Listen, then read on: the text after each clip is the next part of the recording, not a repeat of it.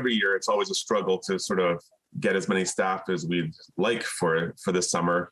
But of course, this year is significantly worse than usual. Staffing shortages are forcing some summer camps to close, reduce their capacities, or shorten their seasons, limiting entire weeks of overnight camp opportunities that were once being offered. We started seeing only a few names trickle in, and then not any names trickle in, and then after that, it was like there was nothing. Jared Olahan with Camp Arness on the shores of Lake Winnipeg says many camps are facing challenges hiring enough staff to keep camps running smoothly after the pandemic.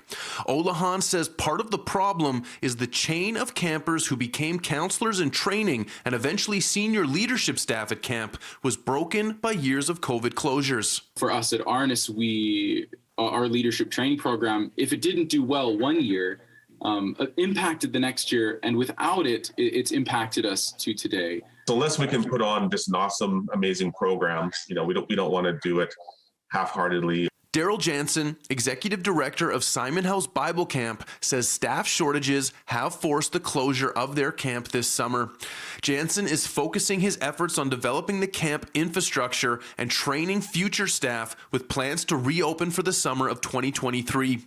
Jansen isn't the only one who's had to make the difficult decision to close camp due to staffing shortages. An overnight camp for Albertans with disabilities has had to do the same.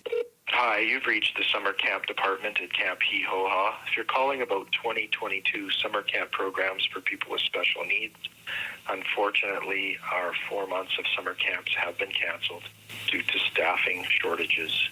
Yeah, we're struggling a little bit to just fill spots at Koinonia in terms of staff and volunteers. Janet Peters, Associate Program Director at Camps with Meaning, which operates Camp Assiniboia and Camp Koinonia, says senior male staff are the most challenging to hire for overnight summer camps this year. Their camps will be operational this summer, but camper capacity has been reduced.